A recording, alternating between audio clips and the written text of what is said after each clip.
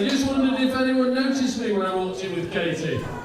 Guess you weren't interested in me much. I think you'll all agree, I thought Katie looked absolutely stunning and fabulous. Many hours of thought to go into this. Well, I would like to introduce who I am. Right, I'm Katie's stepfather, Steve Fowler. Yes! I've held that humble position since Katie was, I think we're 11. 10 we? Oh, I've got my dates wrong. She was 10. Right, before we go further, I'd like to give a warm welcome to you all to the Faversham. And a very special welcome to Tom's mother and Tom's dad. And also, I'd like to give a warm thanks to Kathy, Katie's mum. I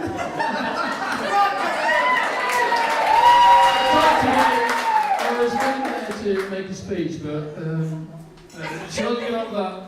Anyway, I hope you all have a fantastic day, and let's hope the weather behaves itself, which it is doing so far.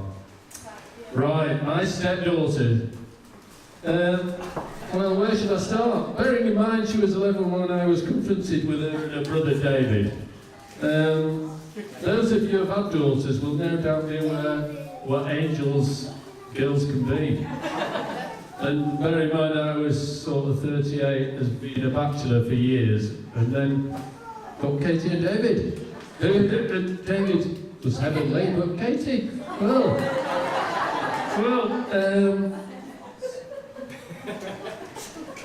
Katie's been worried what the evil stepfather would say about her. Haven't you, love? I really can't believe that she's become such a wonderful, responsible woman and mother to Harry and Daisy, and what obedient partner to Tom as well. Haven't you, Tom? From the 13-year-old who would scrub her beloved Levi jacket, and believe you me, she could scrub so small and get it in her school books. And no matter how many times she was caught wearing it at school, did you ever stop wearing it or taking it to school? Never, ever. We once went to France, and I don't know whether you know what fussy eater Katie can be. She turned out to eat anything, but in those days, she would only eat her Hawaiian pizza.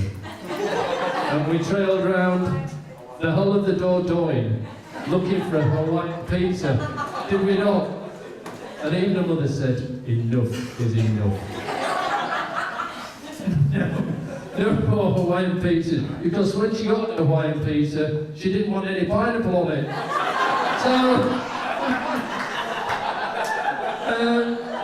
and then when she got into her 20s, I always remember saying when she finally started driving a car, can you not drive your car in your high heels?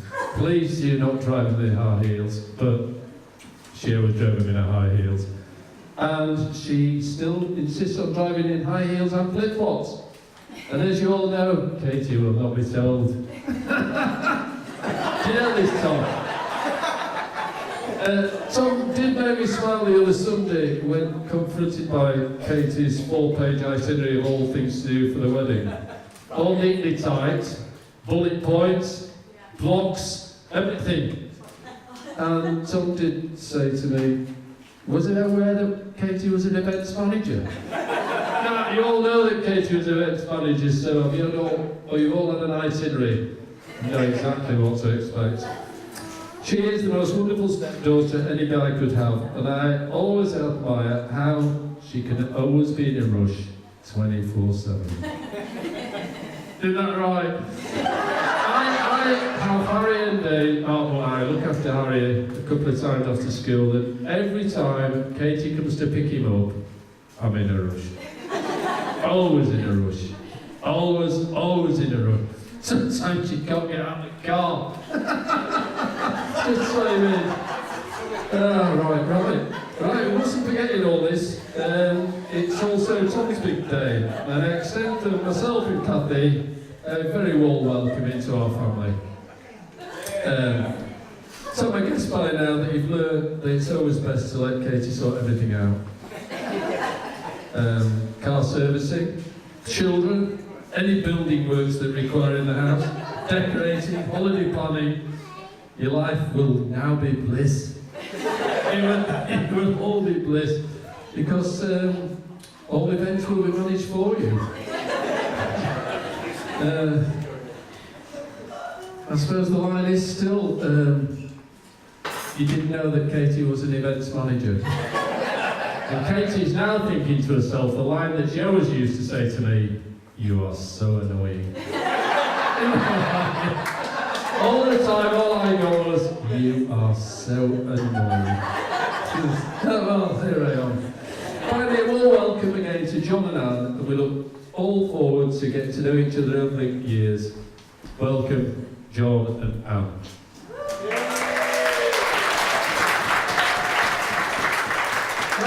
I'll go through parting wisdoms before I go. Before the toast, a few words of wisdom from a not very wise father of the bride. Katie and Tom, cherish all your happy moments as they make a fine cushion for old age. That's something to think about, isn't it? And to Katie, this is especially to Katie, please learn from experience that men never learn anything from experience. I couldn't miss getting that in. I'm confident that Tom and Katie will have a long, loving and successful marriage. And dear, I'm so happy for you both.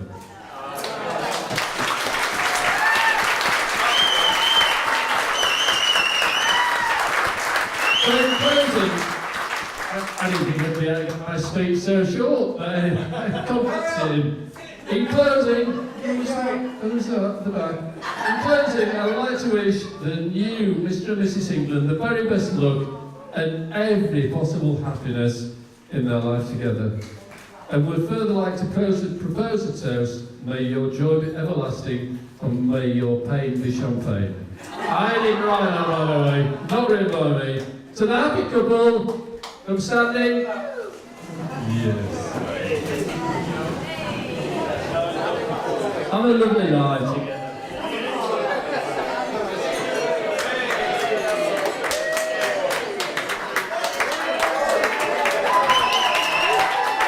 That's it for me. Who's got hands now? What's on with me? He said he wasn't nervous, but I'm making nervous. Oh, Tom be nervous.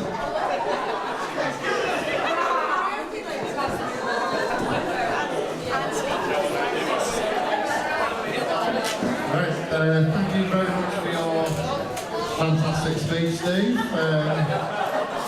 Told you it'd be alright, Katie. Good afternoon, ladies and gentlemen. Those of you who know us well will know that you're about to witness a unique event in history. The very first, I'm guessing the very last time that Katie is going to let me speak without interruption. Seriously though, it's a massive privilege and honour for me to speak for the first time on behalf of Mr. and Mrs. England.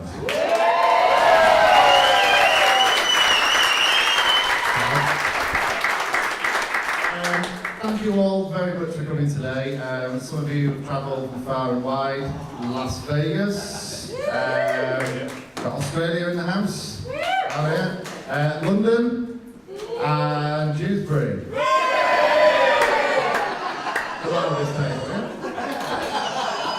I know Katie's particularly happy that her best friend Suze has made it all the way from Las Vegas. It was looking a bit touch and go whether she'd be able to make it at one point. But thanks to the personal intervention of Snoop Dogg, she's made it today. So thank you very much, Mr. Dogg.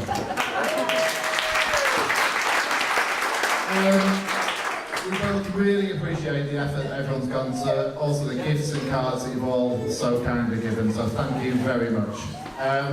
Before we go any further, I think it's fitting to mention the many people who should be here, both friends and family, who but unfortunately not with us today. So would you please all raise a glass to absent friends.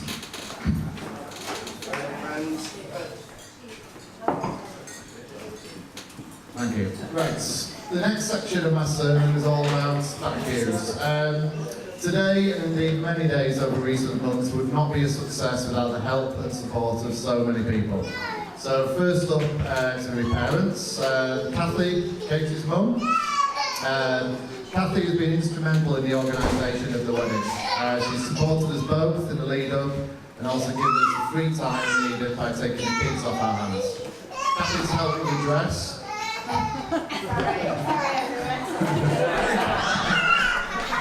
Okay.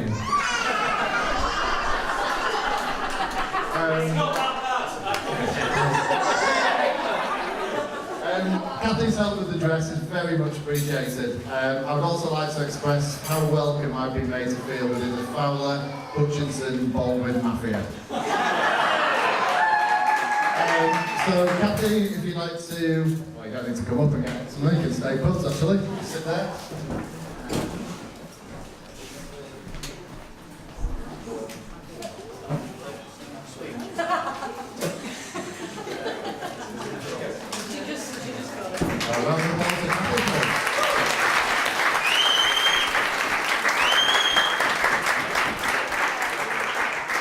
So, next is Steve.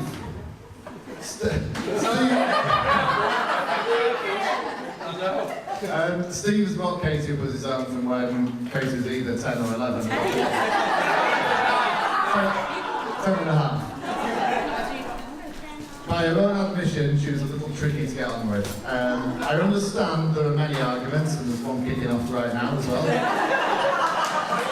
Many arguments along the way. Knowing both of them, I can't imagine either of them backing down easily.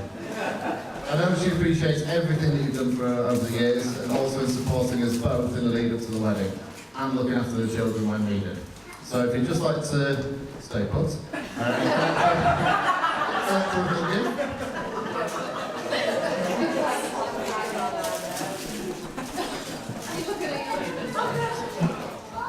thank you very much, sir.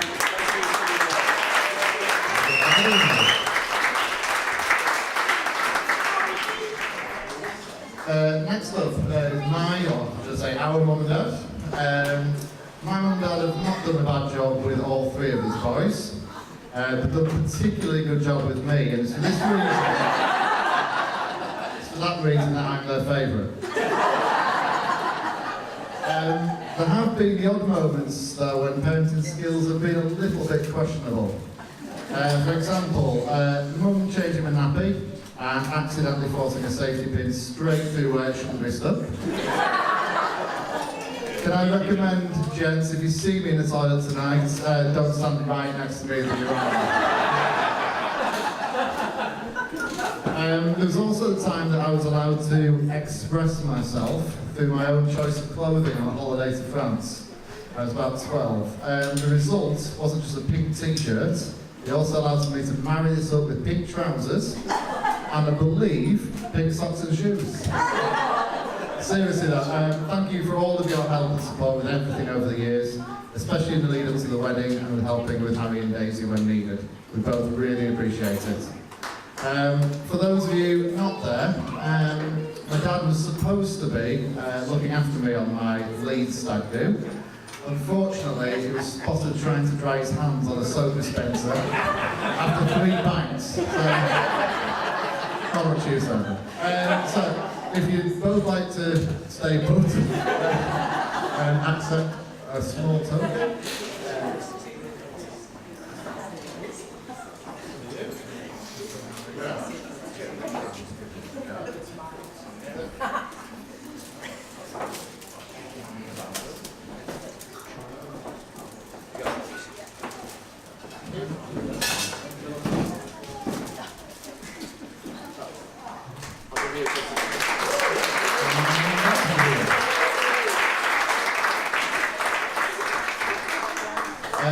Next up is Katie's bridesmaid and sister Holly, who I think you'll all agree looks absolutely fantastic today.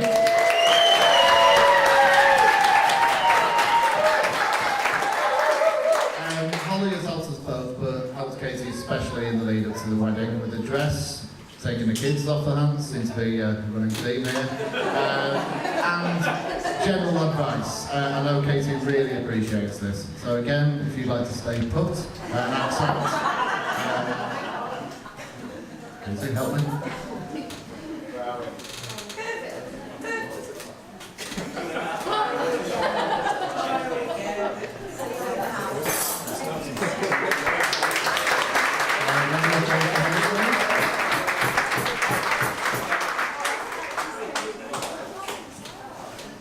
Where are you going away? Hey? Yeah, sorry. Hurry up.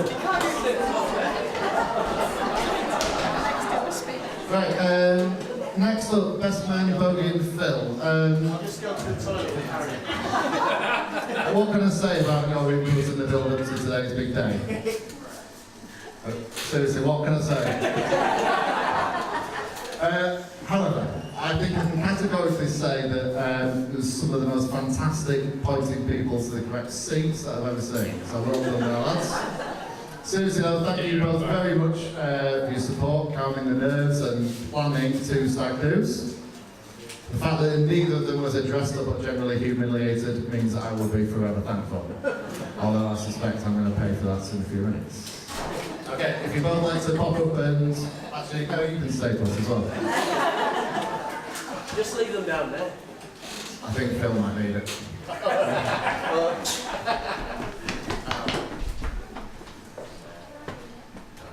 Thanks, Phil. Thanks, chaps. Thank you very much. Thank you.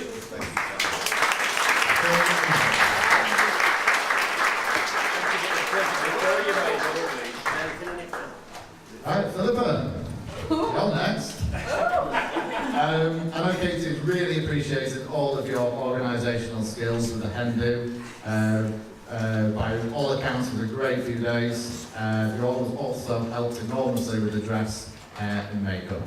Okay, so if you'd like to, you can pop up this time.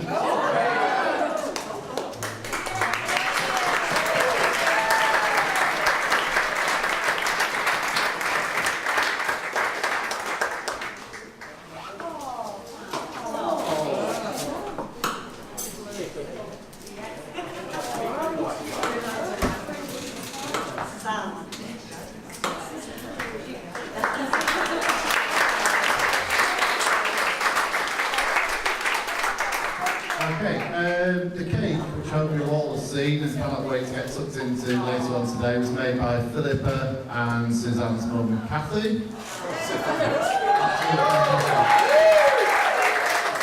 And the taste as good as it looks, they were all in for a real treat later on.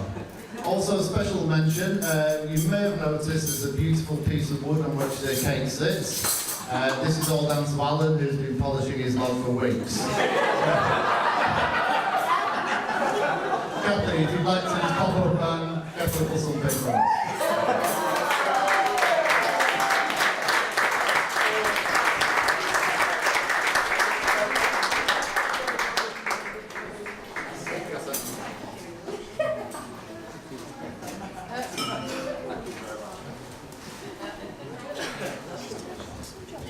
Alright, next, Harry and Daisy.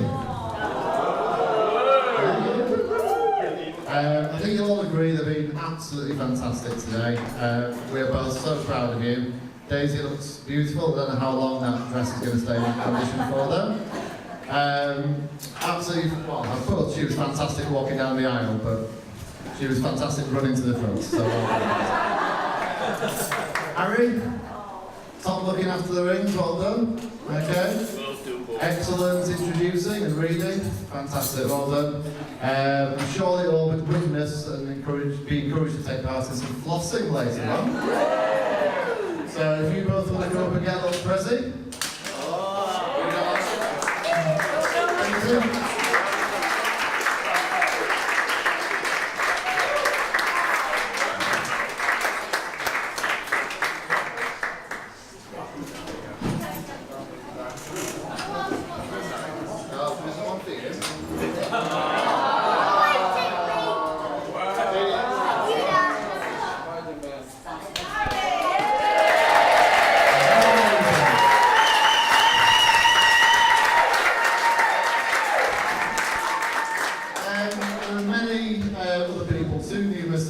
Contributed today, without whom it would not be possible. So thank you all very much.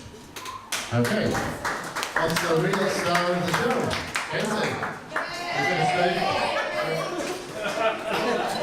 I think you'll all agree she looks absolutely stunning today, and I am one very, very lucky man. You are. When I was writing the speech, I was thinking about how and why we work, and I think it's because we complement each other in so many different ways. I'm probably the shyer one in the relationship, whereas Katie isn't. I'm probably the one that likes to think things through or overthink things, whereas Katie's a lot more spur of the moment and steadies my overthinking ship. I like to look after the money. Katie likes to spend it. I love you in so many ways and for so many different reasons. You support me through mad ideas like a career change when we have an 11-week-old baby, or building an extension when we're getting married. You make me laugh and smile so often. You're beautiful. You're an awesome mother to our fantastic children. Thank you for marrying me and making me the happiest man alive, and for loving me as much as I love you. I know this is the start of many, many more happy years together. Let's hope so.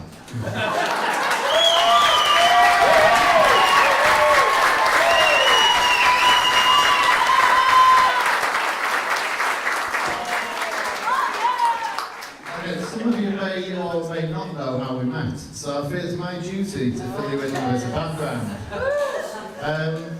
When I was putting together the speech, I thought about how would be the best way to go about giving you this history lesson.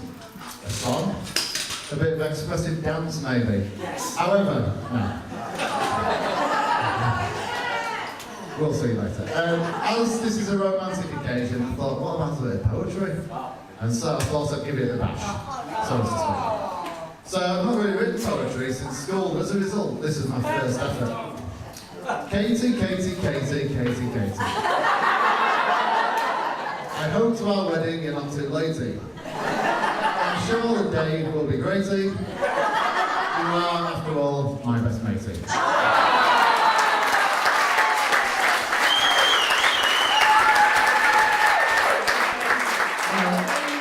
When I first wrote it, I didn't think that was too bad. However, reading back through it a few days later, I thought to myself, I'd better give it another go. So, here goes. I think I'd better start with how we met. It was a Thursday in 2010 on the old internet. Now, it wasn't one of those dodgy sites with unspeakable things that my best men like. I searched through the site for quite a while until I came across Katie's profile. Should I get in touch? Well, I thought I might. After all, she looks a bit alright. We got chatting and decided we'd meet. Unfortunately, the next day she was off to Tenerife. You see, if you've ever met Katie, you may well be aware. She used to travel with work here and there. She may have mentioned that she organises events. Then she may have mentioned again that she organised events. Now, if you don't really know my brand new wife, after a couple of drinks, she'll tell you about her former life.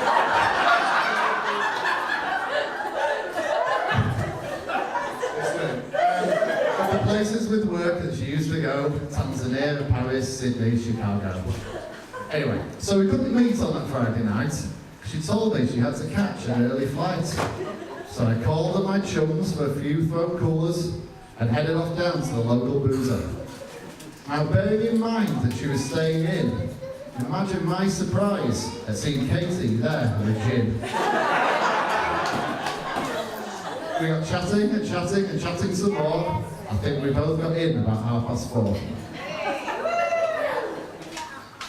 Upon our return, we went to the Round A Fox.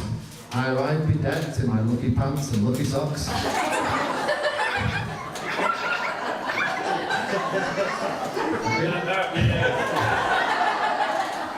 Katie drinking Rionka and me on fine ales. The day was spent swapping our life tales. Like on an event. Like on an event, Katie was swimming with dolphins. Two of them lifted her up on each of their fins. Unfortunately, her bikini wasn't tied tight and gave all onlookers a marvellous sight. Many nights followed, full of booze and laughter, and Katie moved in not very long after. Days and nights were full of fun, and I soon realised that she was the one. Thank you, sir. By 2012, it was the end of hijinks and staying up late for a few cheeky drinks. We occurred having a big kitchen party and lying in bed for most of the next day. As in 2012 arrived a bundle of joy. In July of that year, along came the boy. That's you, guys. Then 3 years later, more or less, June 2015, arrived our own little princess. That's you. Christmas Day this year, I popped the big question. She of course said yes without hesitation. I kept the whole proposal well up my sleeve. Being engaged was the best present I'd ever received. The planning for today has been meticulous. The amount of effort quite ridiculous. Making sure it came together so well was all down to Katie in Microsoft Excel. So that brings us up to the events of today. Walking down the aisle, he took my breath away. As he walked towards me, I'm not going to lie, I thought to myself, I'm one lucky guy. Thank you, Zoe. Again, thank you all for sharing this day. There's just one more thing that I'm wanting to say. Today's the happiest I've been in my life, here with Harry and Daisy and you, my new wife.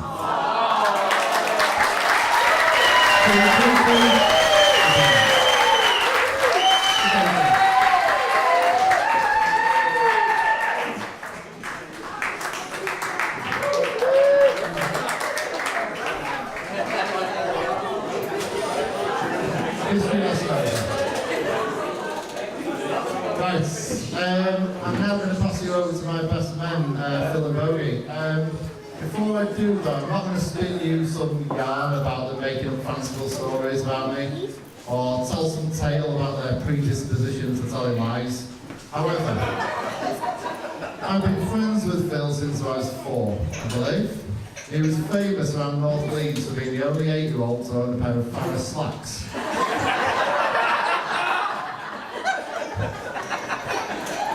And I've known Bogey since we were about 12 or 13, who took sartorial elegance to another level by wearing fake naff tracksuits.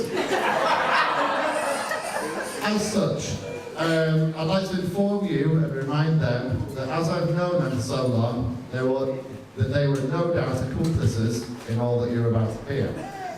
So, Mum, especially, take what you hear with a pinch of salt. Most of the following will probably be made up to make them sound like really funny guys. So, before I pass over to them, again, thank you all so much for coming. Do enjoy the rest of the day. Don't enjoy the best man's speech. Do take loads of photos. There's cameras on the tables, I believe. There's Polaroid photos in whatever that room's called through there. So take photos, please. Don't put them on Facebook just yet. Do have lots to drink. Don't try and beat Harry at Flossie. He will beat you. And have a fantastic time. Thank you all very much.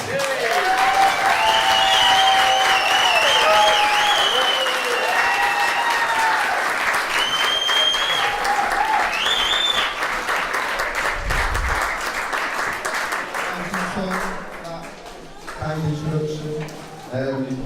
As Tom explained, we're sharing best man duties today. In truth, we were a little worried with there being 2 of us up here that we would appear as some sort of dodgy variety act. But we've been through the speech a couple of times, and I don't think there's any danger of us being anything like as competent as that. Before we start, it's our pleasant duty to echo Tom's kind words on the bridesmaid Holly, who was fantastic today and has done a marvellous job.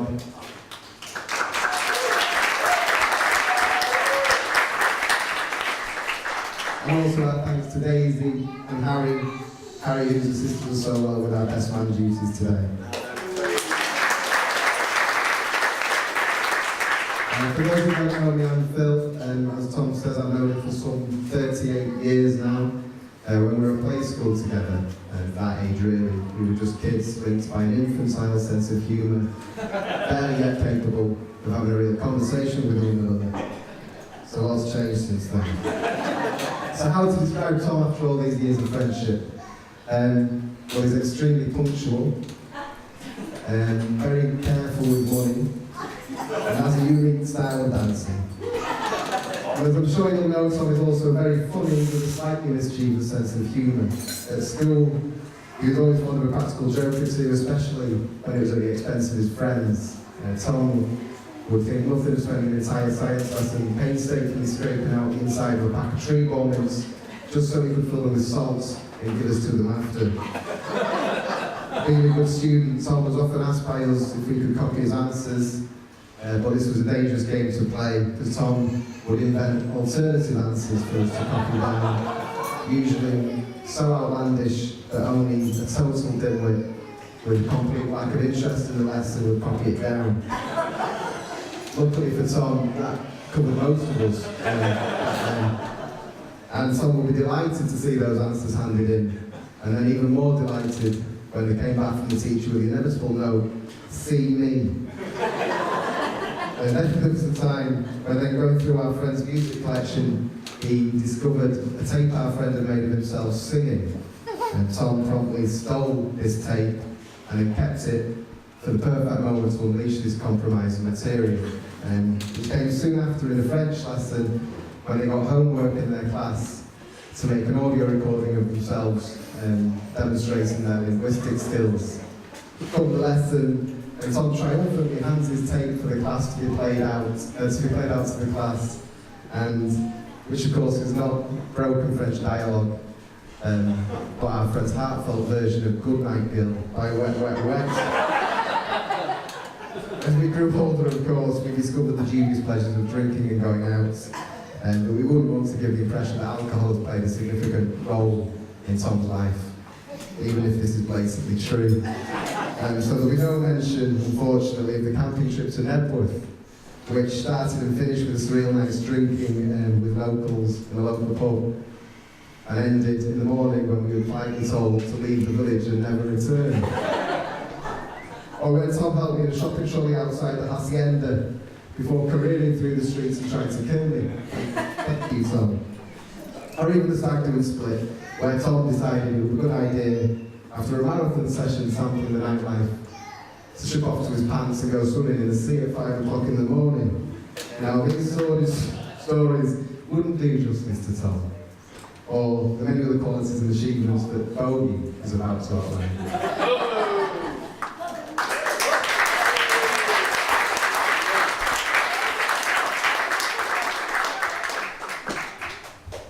Hello, I'm Bogey, or Rob to give me my Sunday name. I've also known Tom for many years, probably around 28. I think the central theme to our friendship has been football, work and drinking.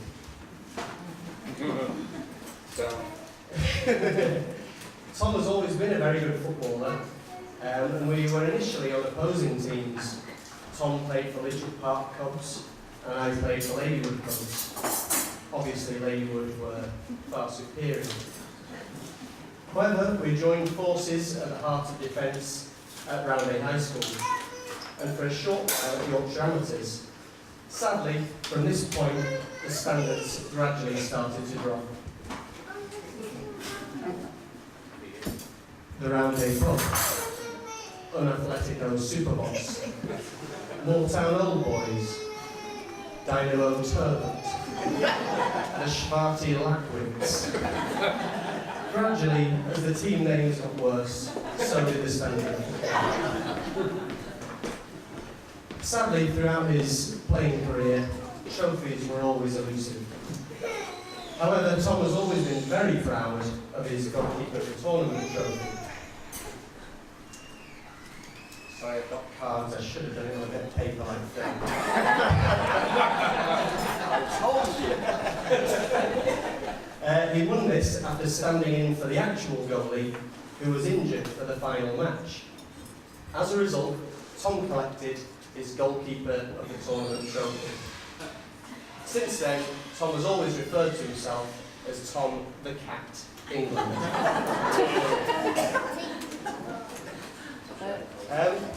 Oh, hang on, I missed a card there. Phil, you are absolutely right. This is a terrible... Oh no! Don't drop them! Don't drop them! They're all numbered, do not panic. Hang on, let me get there. Bear with me. Here we go. No, here we are. Here we go. This is a good one. Well worth waiting for. Anyway, shuffle. Can you hold these for me? So, it was the Roundhay pub where the rock set in. Football training on a Tuesday or Thursday night, then back to the Roundhay for a few light ales. At closing time, we would twist Mad Marsh's arm, who was the club treasurer at the time, into providing short-term funding to extend our evening. We would then stagger off down Hare Hills Lane, oh no, Roundhay Road actually, still in our football kits, to Hare Hills' finest drinking establishments. Mullins Night Scene, the Ford Green, and Delaney's Bar. We would remain there until the early hours of the morning, before being up bright and early the next day, raring to go for a hard day's work. Which leads me happily on to our working partnership together. With the benefit of hindsight, our excessive drinking did not lead to the most productive days at work. These were spent expanding our minds, scouring the BBC News website for interesting stories, expanding our bladders with tea drinking competitions. We would spend most mornings writing long, humorous emails to our friends, making social arrangements, organising football matches, and generally clearing up any outstanding personal admin issues. After a good long lunch and a quick nap, we would get our nose to the grindstone and get down to business. Eventually, however, the high-pressure working environment and rock and roll lifestyle of high finance took its toll on Tom, and he questioned how his life might end up if he continued down this track. He then took a very brave decision with an 11-week-old son to give up work for a new challenge. Needless to say, since then, business has gone from strength to strength.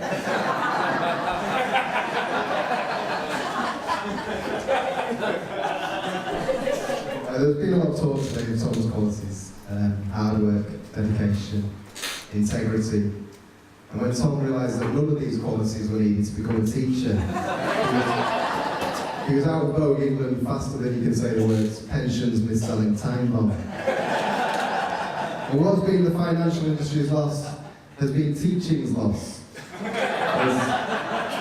As Tom now finds himself educating the spotty youth of Pontefract, unwilling to learn, sullen, disinterested, Tom nevertheless is a valued member of staff, where he's risen quickly to head of geography.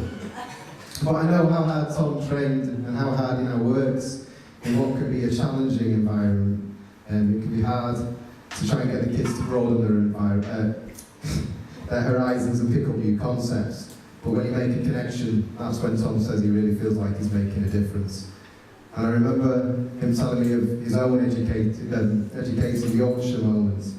In his first year, when he was asking a particularly difficult class if they knew the name of the large rainforest in South America, and the pride on Tom's face as he saw a previously shy and timid boy put up his hand and ask the question, "Is it Forrest Gump?" Truly a heartwarming moment, one of which Tom is justifiably proud. But it's all positive, obviously, like all schools. It has its problems, and just a few weeks ago Tom genuinely sent us a text message saying how he'd been verbally abused at school. I won't say for decency's sake what he was called, but it sounds an awful lot like Jabberwocky. a depressing indictment, I can tell you agree, of the lack of respect shown to teachers in this day and age. And all the more crushing as it came in Tom's annual appraisal in the head. And the teaching life does have its compensations though. For instance, in his short teaching career to date, Tom's been on school trips to Iceland, Norfolk, Switzerland twice, London. For those of you who don't know, these are staff drinking and socialising trips, which Tom attends each year, and he says is marred only slightly by the presence of 30 or so kids who somehow also seem to get invited.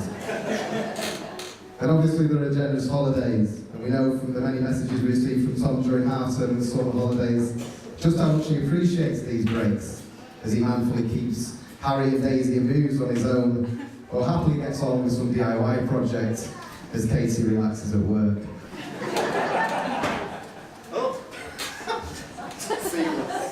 Seamless, yeah.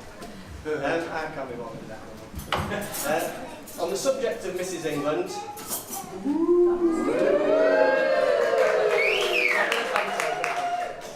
let's get Katie involved in this.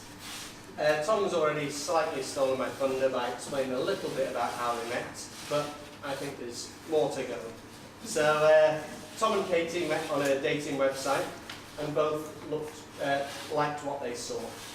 They began messaging, and as Tom says, it was Thursday, and Katie was due to go on holiday, or working holiday, I don't know.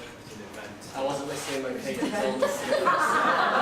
It's an event, yeah. So they planned to meet up on Katie's return.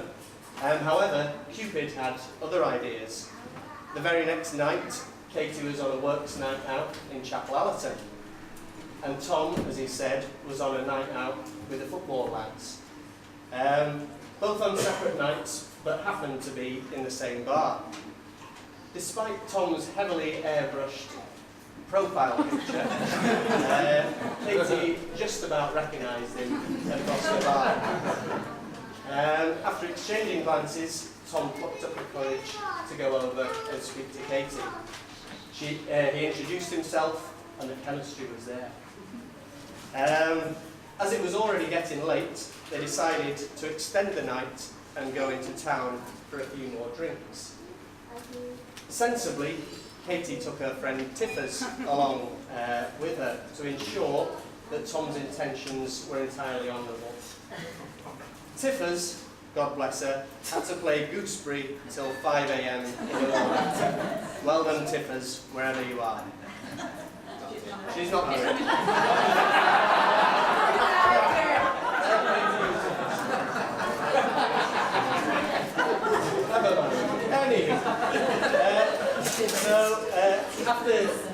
After Katie's working holiday, let's call it, they met at the Roundhay Copse for their official first date. This too turned into a marathon drinking session. They found they had many things in common: a love of pubs, staying out late, and excessive drinking. And from that bedrock, their relationship blossomed. Since then, they have two other things in common: Harry and Daisy. Katie can't speak highly enough of how good a father Tom is, and I think you'll all agree that they make great parents and a wonderful family. I think a friendship that lasts for 38 years or 28 years for that matter says a lot really. And jokes and laughs aside, I can truly say that Tom is a great friend. He's honest, loyal and straightforward. He'll tell you what he thinks. He's sometimes a little forgetful, especially when it's his round. But he'll always be there when you need him. In fact, he'll probably be there a couple of hours before you need him. But seriously, it's an honour to be your best men. And finally, aside of Tom, that he likes to keep hidden from his friends and the general public, his soft, romantic side. Tom's touched on this earlier, but it was only very fleeting. This is how Tom proposed. just as Katie was giving up hope of Tom ever proposing, last Christmas, Tom plotted an elaborate treasure hunt. It was Christmas Day. To start with, Katie opened an envelope containing a ticket to see Michael McIntyre. Tickets, rather. A very nice gift, I'm sure you'll agree. However, within the card lay a riddle. A riddle leading to a series of cards, each containing a riddle, all poetic and beautifully written. These clues led Katie and the children on a treasure hunt around home to find the final present. The final card was on the tree, and in the card, one last thing to see: will you marry me? As Katie turned round, there was Tom on one knee. And so, here we are today.